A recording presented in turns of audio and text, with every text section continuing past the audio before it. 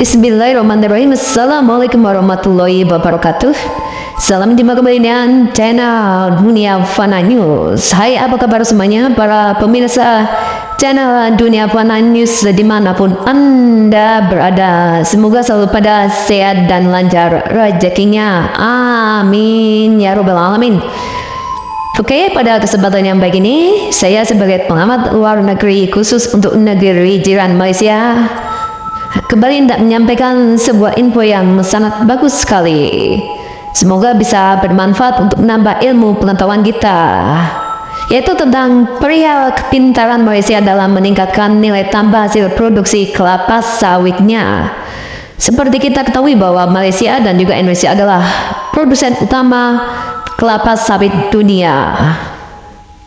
Jadi kelapa sawit tersebut oleh Malaysia diolah menjadi produk yang inovatif yang bernilai sangat tinggi, sehingga lalu bisa meningkatkan harga jualnya menjadi berlipat ganda. Tentu saja dengan hasil margin keuntungan yang berlipat ganda pula.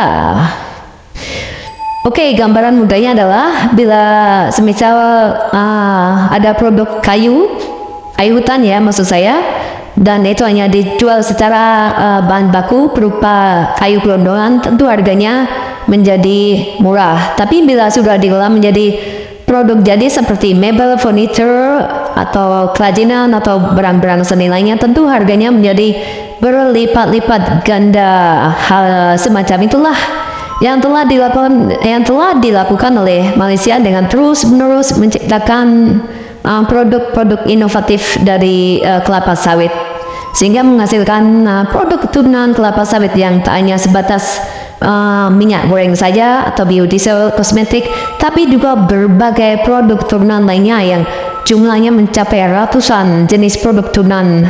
Sehingga lalu dengan demikian, dengan cara pintar tersebut, Malaysia ibarat menemukan harta karun mahal dari kelapa sawit, seperti diwakilkan oleh media Indonesia, yaitu CNBC Indonesia berikut ini. Silakan menikmati atau mengikuti warta yang akan saya sampaikan ini. Semoga hal ini bisa menambah wawasan pengetahuan kita untuk bisa menjadi lebih cerdas dan inovatif dalam menciptakan produk turunan kelapa sawit.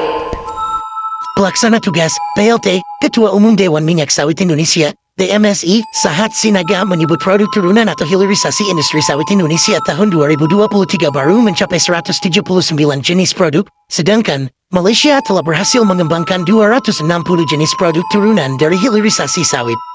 Di Malaysia mereka sudah lebih banyak, itu hampir 260-an jenis produk turunan sawit. Mereka sudah bisa menghasilkan tocotrienol dan tocopherol langsung diekstrak dari sawitnya. Teknologi mereka sudah sampai situ, kata Sahat dalam workshop jurnalis industri hilir sawit di Bandung, Jawa Barat, Kamis, tanggal 1 Februari tahun 2024. Salah satu produk turunan sawit dari Malaysia yang punya nilai tambah tinggi adalah tocotrienol dan tocopherol, atau termasuk dalam golongan vitamin A. Untuk tocotrienol mempunyai sifat penangkapan radikal bebas. Sifat antioksidatif tocotrienol juga berkaitan dengan kemampuannya menurunkan pembentukan tumor, kerusakan DNA, dan kerusakan sel, sedangkan tocopherol merupakan antioksidan yang utama dalam lemak dan minyak yang berperan pada fertilisasi atau tingkat kesuburan dan pembentukan jaringan tulang. Adapun harga 1 kilogram tocotrienol, ungkap Sahat, nilainya sebesar $800 atau setara 12,6 juta rupiah. Asumsi kurs 15.774 rupiah US dollar. Kenapa produk turunan Malaysia lebih banyak? Karena di sana pengusaha itu aman, nggak ada satpam tiba-tiba datang, atau ada satuan pemuda setempat datang. Di sana regulasinya teratur, tidak berubah-ubah. Sedangkan di Indonesia itu besar potensinya, tapi takut untuk masuk tuturnya. Untuk itu, agar industri hilirisasi sawit Indonesia bisa lebih kondusif ke depannya, Sahat menilai perlu dibikin satu badan kelembagaan negara setara kementerian, sehingga meminimalisir terjadinya ikut campur yang berlebihan dari kementerian-kementerian dalam mengatur industri sawit di Indonesia. Supaya itu kondusif, jangan terlalu banyak kementerian yang cawe-cawe di situ. Maka sawit itu diberikan kepada satu badan, dialah sebagai regulator yang langsung melapor kepada presiden. Kementerian yang lain itu hanya supporting, tapi tidak decision maker, ujarnya. Apabila itu bisa dijalankan dengan baik dan tercipta konsistensi regulasi, Sahat optimistis industri hilir sawit Indonesia akan jauh lebih tinggi daripada Malaysia. Jangan lupa, Malaysia itu hanya punya 5 juta hektare kebun sawit, produksinya hanya 19 juta ton. Apa yang terjadi adalah, Mereka beli sawit kita. Nah sawit kita dijual jadi lebih tinggi lagi. Yang gendeng siapa? Jawab sendiri, ujarnya. Selain sawit, Sahat menilai komoditas karet juga perlu dimasukkan ke dalam badan kelembagaan itu. Alasannya, karena hilirisasi karet juga dapat memberikan banyak nilai tambah untuk negara. Contohnya, saya di Thailand, semua jalan itu aspalnya dari karet. Kita aspalnya impor. Karena apa? Ada yang dapat cuan kalau impor. Jadi karet rakyat dibiarin. Padahal teknologinya nggak susah kok. Tukas dia. Menurut Sahat, jalan dengan basis aspal karet juga memiliki probabilitas kerusakan yang lebih sedikit ketimbang aspal dari minyak bumi. Kalau aspal dari minyak bumi probabilitas rusaknya cepat.